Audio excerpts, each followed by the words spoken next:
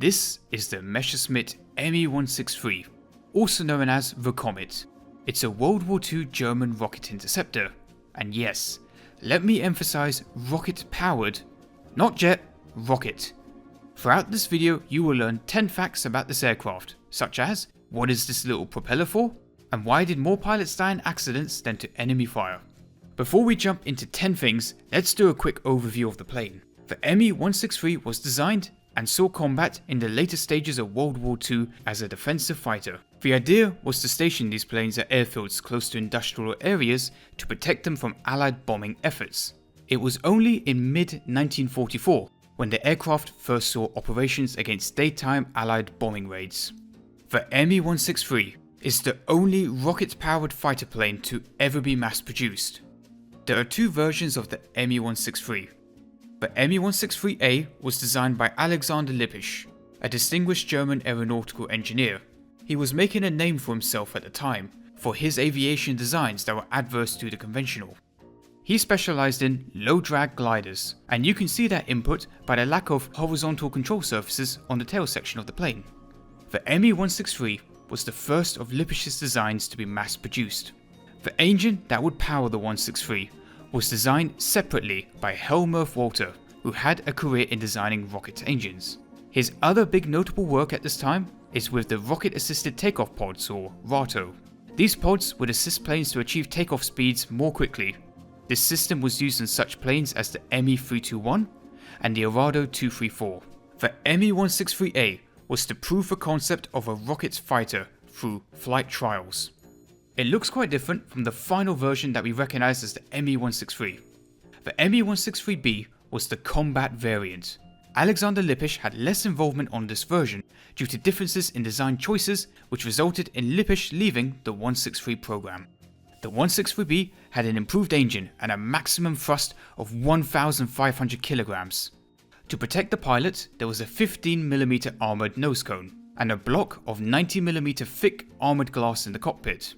This small protection would help the pilot from head-on fire.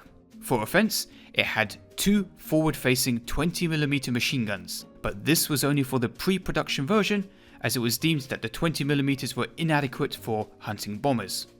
So, the armament was changed to two 30mm cannons, the Machine Cannon 108. The Machine Cannon 108 was advanced for the time, but it was prone to jamming frequently. Fighter attacks against bomber formations bristling with hundreds of large caliber machine guns was rather difficult. The Me-163's principal advantage of speed was lost when it became necessary to line up for an ideal shooting angle. Pilots would find that they would have to approach at much slower speeds to get their guns on target when strafing a bomber. Going at slower speeds made them more vulnerable to the escort fighters and defensive gunners on the bombers. The Mk-108s had a rather low firing speed and large shell drop. The main benefit and reason the 108s had been chosen was that only a few rounds would be needed to hit a bomber to cause significant damage to take it out. The solution for this issue: the SG-500 Jägerfaust system. A big issue faced by 163 pilots when attacking a bomber formation was the short period of time they had during a strafe of a bomber. They would only have a few seconds to fire correctly in an attack. There was a proposed weapon that could make this easier. The idea was novel for the time. The weapon system would be a vertically firing armament in the Comet's wing roots. The idea was to fly beneath the enemy bomber formation and then fire the shells in one salvo. The shells firing would be triggered by light-sensitive cells. The shadow in the dark underside of the bomber would be the trigger for this weapon system. The SG-500 was tested first on the Focke-Wulf 190. Each barrel contained a 50mm high-explosive shell. The light-sensitive cells were installed in the forward part of the wing, the necessary amplifier being housed in the fuselage itself. The barrels pointed upwards at a slightly oblique angle and also fan-wise to achieve a spread, offering a greater chance of hitting the target. The explosive effect of a single shell should be enough that if it hit any part of a bomber, it hopefully would take it down. The Me-163 would have 5 of these 50mm shells in each wing root. The act of firing 10 rounds at once would damage the 163, so this issue had to be fixed. This issue was found out in testing on the Focke-Wulf 190, which showed cracks in the plexiglass canopy. The shells on the Me-163 were set to be fired with a split-second delay between each round firing. This was in an attempt to stop the damage from simultaneous fire. Testing for the SG-500 went remarkably well, with the system proven to be reliable enough to face combat. The SG-500 was tested on a plane mock-up. A large fabric was stretched out between two floating balloons to somewhat resemble the shadow of a bomber.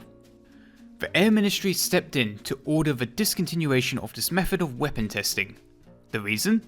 For security. The Air Ministry believed that the balloon tests would be spotted from far away, so the tests had to continue down at treetop height. These tests did show success of the weapon system, but didn't go without failure. One of these tests resulted in a crash of a Me-163.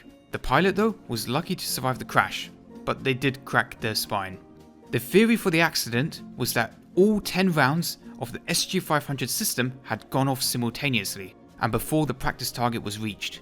The firing at the low altitude caused the pilot to lose control. This weapon system would be responsible for getting one plane kill before the war's end. Why use a rocket instead of a propeller? Well, at the time, rockets were a promising new technology that could produce many times more thrust than their weight. Germany had a bit of a leg up on rocket technology compared to the rest of the world. At the end of the First World War, in the surrender terms, Germany was forbidden from producing planes. Rockets, though, were not part of the Treaty of Versailles. Before World War I, rockets were seen as little more than a novelty, and yet in the interwar years, rocket technology within Germany kept improving. When you look at the performance without the context of danger, the Me-163 has some astonishing performance numbers. In around 1943, an Allied fighter plane had a climb rate of 3,000 to 3,500 feet per minute. The Me-163, on the other hand, could do 14,000 feet per minute. That is practically a quantum jump in aviation technology. The Me-163 used two chemical mixtures in the rocket chamber to achieve thrust: T-Stoff and C-Stoff. C-Stoff was the fuel and T-Stoff the oxidizer. The Me-163 carries around 500 kilograms of C-Stoff in the wings and 1,500 kilograms of T-Stoff in the fuselage, with auxiliary T-Stoff tanks in the cockpit to the left and right of the pilot's legs. T-Stoff is extremely dangerous.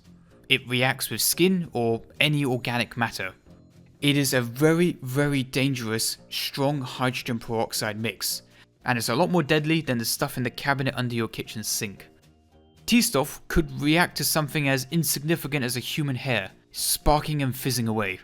For this reason, the two fuels were to be kept as separate as they could be. Each fuel for the Me-163 was carried by a different truck. The C-Stoff truck would refuel the 163 first, then once the first truck had left, then the T-Stoff truck was allowed to drive up to refuel the 163. The corrosive nature of the liquids, especially for the T-Stoff oxidizer, required special protective overalls for the pilots and the fuel workers.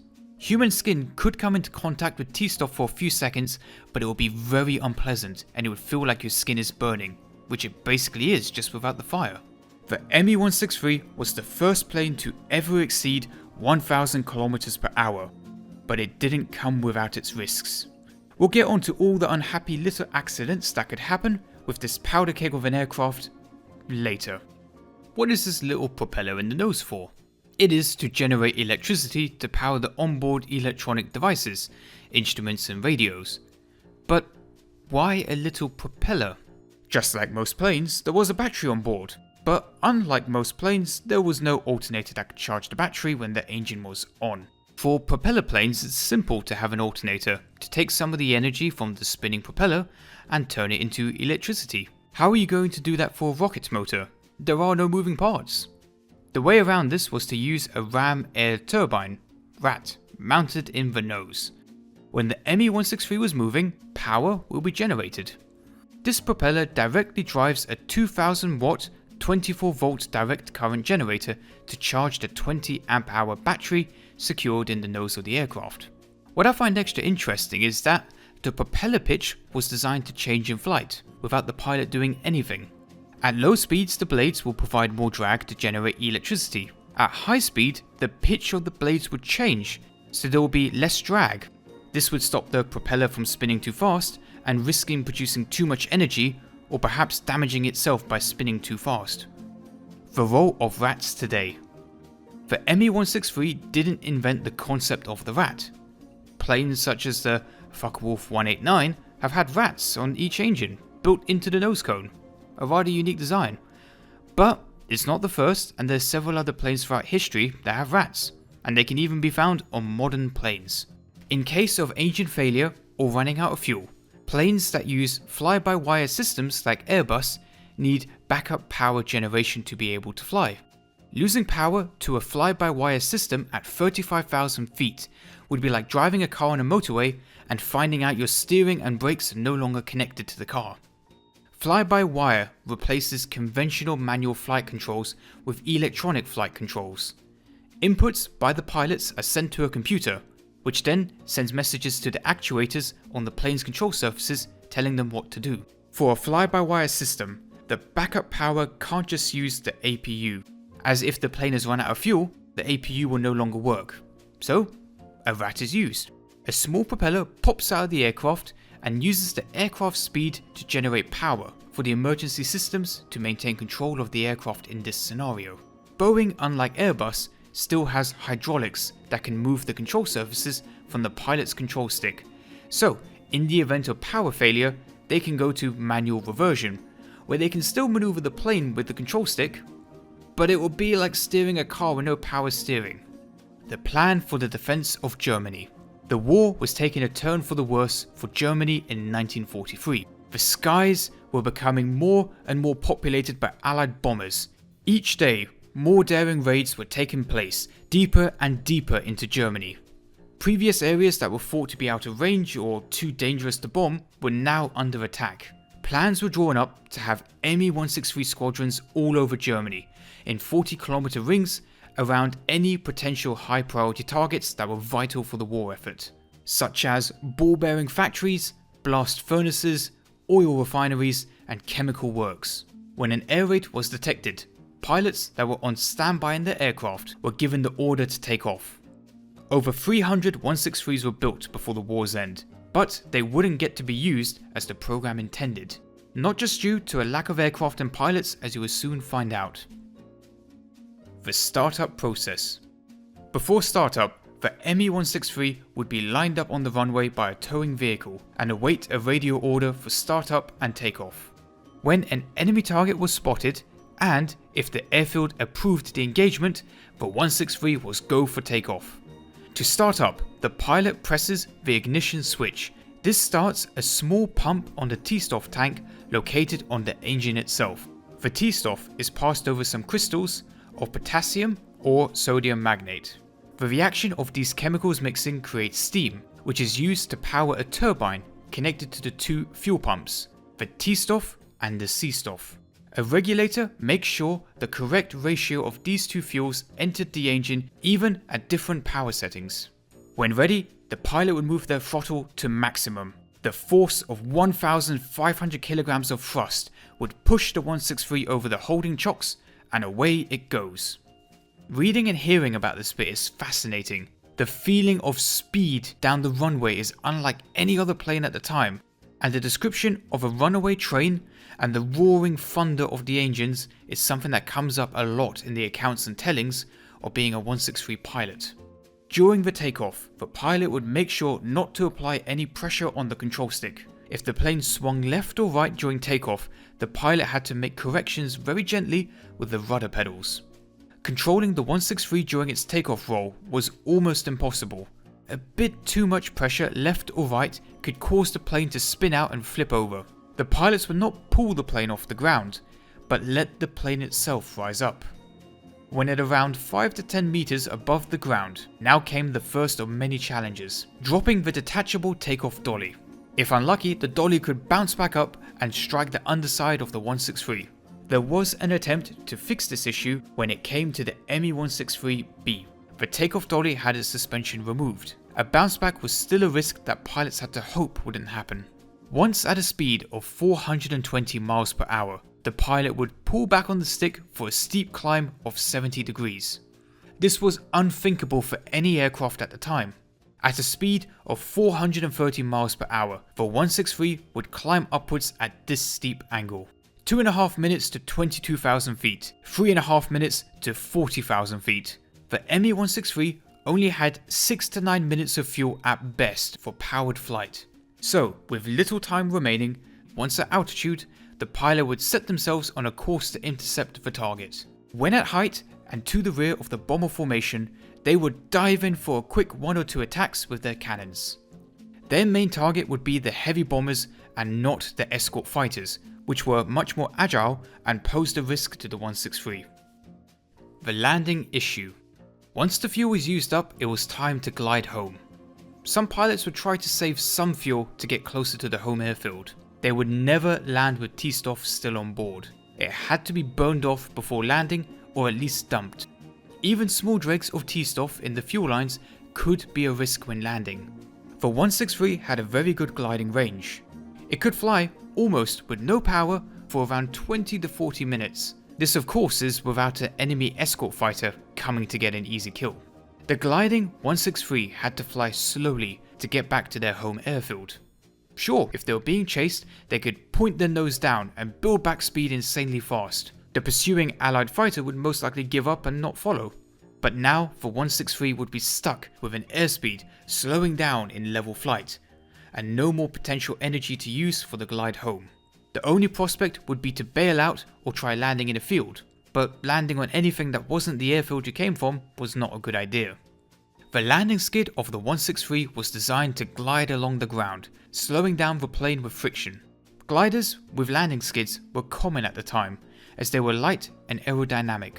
The big issue with landing in a field was the skid would dig into the soft ground, and if the skid dug into the ground, the 163 would flip over upside down, with great risk of loss of life, even at slower speeds. With the plane flipping over, you would have to be lucky if the plane didn't explode. Spinal injuries on landing. On final approach, the pilot could deploy the landing skid. Compressed air was used in this mechanism to push the skid into place. If the skid didn't deploy, the pilot would risk having massive spinal injuries from the force of the landing, as the skid provided a bit of suspension. Lining up for final, there were no second chances. The plane had no more fuel on board, so there's no going around. Just like a normal glider landing, the pilot had to carefully manage their approach. Ideally, the pilot wants to land at the start of the airfield for maximum landing distance. If the pilot was coming in too fast, they could take some landing flaps early to increase their drag. If they were coming in too fast, they could use the rudder to slow down as well. Landing speed was at around 140 miles per hour, which is quite fast compared to other fighter aircraft at the time. The fast speed makes landing more challenging, as the situation can go 0 to 100 very quickly. Right after touchdown, the pilot would do their best to keep the plane upright. They would balance the plane on the landing skid as the plane slowed down. You didn't want the plane tipping over to one side while travelling too fast, as I'm sure you can imagine what would happen. Explode. It would explode. Or spin out of control like a Catherine wheel, ripping itself apart while also exploding. Eventually, at a low enough speed, just like a bicycle that isn't being pedalled, the 163 would tip over to one side. There was a protective bit that stuck out from each wing, designed to take the force of the plane skidding gently on them. With the 163 stationary, the pilot would hop out and wait for the recovery vehicle. The recovery vehicle changed throughout the 163's development. In the early days, there was a vehicle with inflatable bags that would go under each wing. The bags would be inflated to lift the 163s off the ground. Later on, this machine was phased out by a rigid lifting device. The recovery vehicle would take the 163 for maintenance and to be reunited with the takeoff dolly. With the 163 picked up, it's now time for a good cleaning. After the flight, there will still be some T-Stoff in the engine, fuel lines and tanks. T-Stoff and C-Stoff are soluble in water, so lots of water is used to remove all traces of the dangerous chemicals in the plane. One tiny bit of T-Stoff in the fuel lines could react with something and start a horrible chain reaction, so it was very important to be thorough when cleaning. The 163 would be flushed through with lots of water and with steam to make sure there are no more traces of chemicals anywhere in the aircraft systems. There was a Me-163C and D variant in the works, as well as an Me-263. which was meant to be an improvement on the Me-163. These designs worked to fix the shortcomings of the Me-163, such as having a larger fuel capacity, allowing for around 15 minutes of powered flight. The most drastic change was the addition of retractable landing gear, making landing smoother and more simple. With the landing gear, this rocket plane looks closer to a conventional plane. It's not too clear how development of these variants went. It is thought though that the Me-163C and the Me-263 were built and flew in unpowered flight. What could go wrong? Just about anything could go wrong. The great speed of the Me-163 was achieved by making sacrifices and by pushing the envelope of technology at the time. For this next part of the video, I am going to be using a lot of excerpts from the book Rocket Fighter by Mano Ziegler. Ziegler was a Me-163 pilot, and the book is his first-hand experience of what he saw of the Me-163 in operation. Although it was never said in so many words, we were made all too aware of the fact that the rocket motor was highly temperamental. A takeoff or a landing might provoke it into exploding, or it might explode without any provocation at any time. Constant experimentation had been conducted with the aims of eliminating this unpleasant possibility, but it had to be admitted that no means had been found to ensure that we would not be blown to kingdom come. Our instructors explained that it was virtually an everyday occurrence for the Comet's cockpit to fill with steam almost completely obscuring the pilot's view, not to depend too much on our special combination smocks supposed to protect us from burns resulted from fuel leaks. Should we forget to jettison our wheels after takeoff, or if these could not be dropped owing to some malfunctioning of the jettisoning gear, we were told that we should bail out as our chances of surviving a landing on par with finding the proverbial needle in a haystack. If after a successful flight we found that we couldn't reach the airfield, then bailing out was the only means of survival, for a landing on anything but our airfield would be suicidal. There are a few accounts from the book I want to recall from the author seeing Me-163 disasters firsthand. In this account, the takeoff dolly bounces back during takeoff. With a pulsating roar, the Me-163A ran across the grass field, rapidly gaining speed. It left the ground and the wheels dropped away, but a fraction of a second later, the heavy steel underchassis had rebounded from the ground and hit the aircraft. The rocket motor cut immediately, the bouncing chassis presumably having damaged the T-stop feed line. How on earth could it have happened? Had the aircraft been too low, or had the chassis struck an uneven patch off the ground? The pilot must have realized what had happened at once, for he pulled back on the nose of the aircraft and, with the aid of his momentum, gained an altitude of about 100 meters before banking steeply back towards the airfield.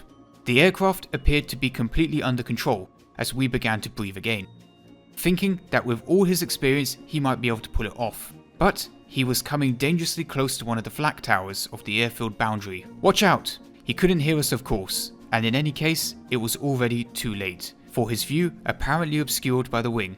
His aircraft grazed the tower, such a light touch, but more than enough, for the aircraft dropped like a stone, hitting the airfield at an angle and skidding along the ground some 50 meters before coming to a standstill. All this had taken place at least 2 kilometers from our flight line, where we had been standing, and we raced as fast as our legs could carry us from behind the racing fire tender and ambulance in the direction of the crippled aircraft. Surely it could not be too bad. Perhaps a few broken bones. At least there was no fire and explosion. Both the fire tender and the ambulance reached the machine within a minute of the crash. Our pilot was no more. The T-stop from the fractured fuel lines had seeped into the cockpit, and the poor pilot, probably unconscious as a result of hitting his head on the instrument panel, he had been literally dissolved alive. This next account is of a pilot overshooting the airfield when landing. We could all see only too clearly that it was much too high to touch down anywhere near the landing cross. "Side slip, side slip," we all shouted as if he could hear us, but the Comet shot past us, and the landing cross. Too high, too fast. We watched with horror as it floated away across the field, as though some invisible hand was holding the aircraft away from the safety of the runway. Anxiously, we watched the Comet touch down far outside the airfield perimeter, rebound into the air, drop back down like a brick, and then skid into some rough ground and turn over onto its back. A split second later, a blinding white flame shot up, followed by a mushroom of smoke. It seemed that the pilot had been thrown from his seat when his aircraft hit the ground for a second time. His neck and both legs had been broken instantaneously. At least he had died quickly. This next account is of a 163 exploding on startup. A fantastic hiss, followed immediately by the whiplash of an explosion, interrupted our conversation and seemed to tear the air into pieces around us. For a split second we were rooted to the spot. The comet had exploded on the flight line. We were all running in the direction of the flight line as fast as our flying suits and fur boots would allow. Where only a minute or so earlier a comet had stood ready for takeoff, there was now nothing but a dark, smoking stain on the ground. Scattered in a rough circle, hundreds of meters in diameter, were scraps of twisted tubing, distorted pieces of metal, all that was left of a brand new fighter. The bile rose in our throats, and we soon saw traces of bloody sinews and snow-white pieces of bone stuck to the jagged piece of metal that may have come from the cockpit. Then one of the mechanics called us to a spot about 80 meters away from the center of the explosion. He had discovered a leg ripped off just below the knee. Another issue with the 163 were the gaskets on the fuel lines. These could fail, allowing T-stuff vapors to leak into the cockpit mid-flight. These thick clouds of vapor in the cockpit caused the pilot's eyes and face to burn, as the gas was very corrosive to skin. The thick clouds of mist would make it very difficult for pilots to see out of the plane and maintain control. This account is of a gasket failure in a flight to intercept Allied bombers. His face was reddened by T-stuff steam, and tears were streaming from his inflamed eyes. It seemed that his rocket motor had cut when he was hardly 1,000 meters from the bomber formation. He had struggled to restart the motor, but in no time at all was overcome by the tear gas streaming into his cockpit and forcing him to return without firing his cannon. This final account is of an explosion on landing. Turned into an elegant landing approach and touched down, skidding along the ground perfectly balanced. As the comet was slowing down, there was a searing blast from the cockpit and clouds of steam swirled around the fuselage. It seemed that the pilot flew rather than jumped from the cockpit, hitting the ground with a tremendous impact. The fire tender raced past us as we approached the spot, and the scene could not have horrified me more had I found the poor pilot laying dead at my feet. The pilot was screaming and groaning alternately, and kept shouting for someone to pour water over his body. But his face, oh God, I was never to forget his face. There was no skin, no eyebrows, no hair, only ragged stubble. If you the audience do want peace of mind, the pilot was able to go back to flying after a long recovery period, and the officers later on had his face back to some sort of shape and had grown his mustache once more. What happened to the Me-163? It was basically cancelled. In mid-1944, with the war going very badly and resources lacking, Germany was retooling its economy away from supporting futuristic and untested projects and going back to basics with mass standardized production. The Me-163 was very far down the list for resources, and the disastrous overall testing and combat record did not show promise. The sad fact is that more Me-163s and their pilots were lost to accidents than to enemy fire. The final nail in the coffin for the 163 program was the destruction of T-stuff and C-stuff production facilities. The limited fuel that was still being made was diverted to the V1 program, leaving Me-163s with no fuel to operate. Only 9 to 16 enemy bombers had been destroyed by the Me-163 during the war. As the Allies encountered the Me-163 in the skies, they began to work on tactics to counter it and also learned of its weaknesses, like its gliding vulnerability. It also didn't help that the Me-163 was unable to do nighttime operations. Germany was being bombed around the clock by the Allies. Eventually, the only dedicated Me-163 squadron, JG-400, was broken up, with the pilots sent to join other squadrons. This isn't the end of rocket-powered aircraft in Germany. Nope, there was one last program to rise in this troubled part of the war. The Bachem BA-349 would take to the skies, a wooden rocket-powered fighter plane that fired unguided rockets. It used a modified version of the Me-163's engine, and if you want to know more about it, I made a video on which you can click on here. If you enjoyed this video, I think you'll very much enjoy finding out about the BA349. It's a bit of a nutty program. Well, thank you for watching and I hope you enjoyed this video.